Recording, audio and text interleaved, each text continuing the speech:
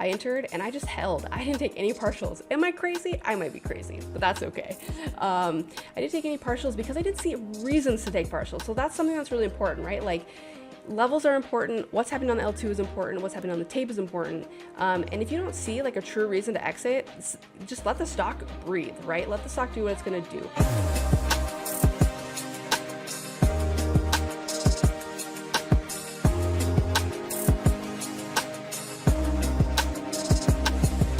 What is up? Hello. Today was a good day. I took one trade, just one lonely little trade.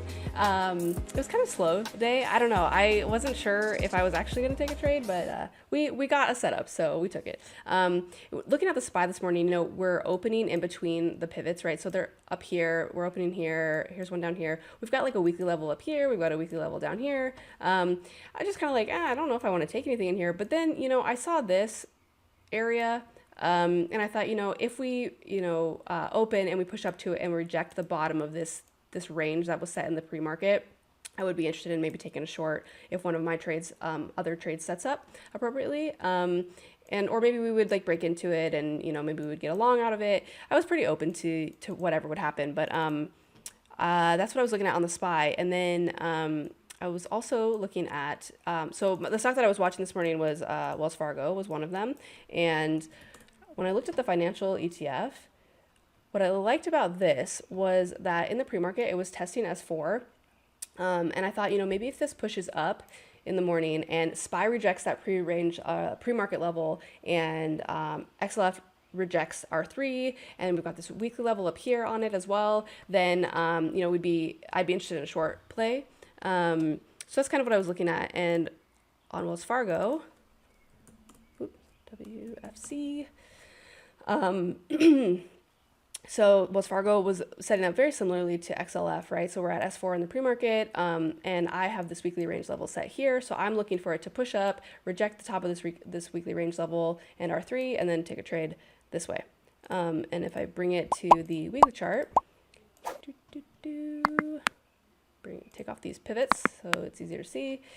And if I zoom out, I've set this range on Wells Fargo that's like this, right? So we lost it with the pandemic, and now we've slowly been coming back up to it. We broke back up into the range, and now we're at the top of it. So it's either going to keep kind of rejecting the top of this and just hang out in here, or we're going to get a breakout. And that's just what I've been looking for on Wells Fargo. And this morning, if I put the pivots back on,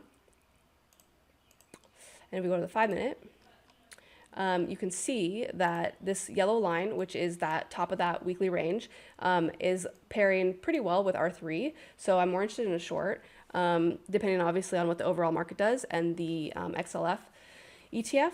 And they all just kind of lined up, right? So SPY opened, it pushed up and it rejected that pre-market range. Same thing with XLF and Wells Fargo. They both pushed up. XLF rejected R3, and that was around the time that Wells Fargo was also rejecting R3. So I entered in immediately, but I also knew that there was a weekly range level set on XLF that wasn't too far away. And sometimes what'll happen is it will push past the pivots, it'll go to that range level because it's so close to it, and then it will reverse, or then it will break out. So I went into that knowing that I might not get this super fast move here. There were a couple asks to the top side, and we had that level on XLF, but I wanted to be in case it happened, and I was, willing to take the risk that it might, squeeze up and then reject back down. So that your risk tolerance comes into play on something like this, right? So my stops are usually 10% of the ATR. This was like a couple pennies over that. I gave it a little bit of room to breathe. And, you just got to make sure that like you can enter with like a comfortable risk tolerance, but also a good enough amount that you catch a good profit if it does work out for you. I've played this type of setup enough to know that this kind of thing happens a lot of the time. Not always, and sometimes I'll get the quick move down, but I enter these knowing that this could happen, and I watch to see how it reacts once it gets above these levels. If it was to come down, throw a wick and test it and bounce off of this again, like I know that these levels are holding, and I no longer want to be in a short position. But there were a couple things that needed to get filled here, and it filled some of it, shot down, had to come back up, knock out some more of those asks, and then it was able to push to the downside. So I actually, once I was in this, I entered and I just held. I didn't take any partials. Am I crazy? I might be crazy, but that's okay. I didn't take any partials because I didn't see reasons to take partials. So that's something that's really important, right? Like levels are important. What's happening on the L2 is important. What's happening on the tape is important. And if you don't see like a true reason to exit, just let the stock breathe, right? Let the stock do what it's going to do. If you feel more comfortable taking a partial because you feel like you're able to hold it longer, then yeah, go for it. I've just played these types of trades so much that like I kind of know what I'm looking for. And we got here and we kind of like chopped around a little bit, and I thought, you know what, I might want to get out of this depending on how this moves here. And what happened was the SPY and the financial sector, they bounced and they pushed up pretty fast, and this was just kind of like hanging out. And it wasn't until probably, I don't know, 20 minutes later or something that it kind of started to move. And what I saw was all of a sudden there was an ask on the L2 at 58.45, which is below 58.50. So I'm seeing that as like that's a $0.50, and no one is waiting for it to get above that to get out of their position. So they're putting it below 58.50, and I'm going to see how it reacts there. And when we got up to it, we hit that ask and it just pushed it down. There was no like momentum coming into it to push it above that. So this actually could have been a good place to add into it, but I just didn't want to because I was actually just trying to practice like holding to my target areas.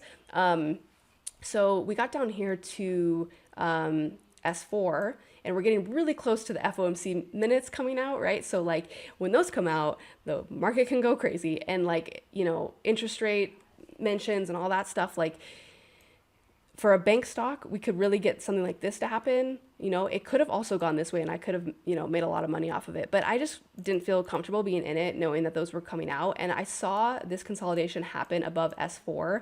And also if you take it to the 60-minute chart here, we can see that there's this area right here, right? So we did break into kind of this more like smaller intraday 60-minute range. And it's really trying to hold it, right? So it's pushed up and now it's kind of like holding above it again. It made it basically to the midline of this, and that's kind of enough for me at that point. Like if it doesn't power through, then there's no reason for me to like keep staying in it. Also the RVOL on this, check this out, is at like less than 50. At one point it was at 39. Like I know a lot of people play stocks that are only 100% and over.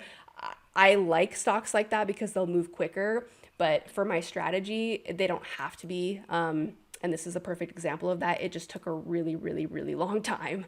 But yeah, so I, won one trade today, and took a while. But yeah, just entered here and exited here and called it a day.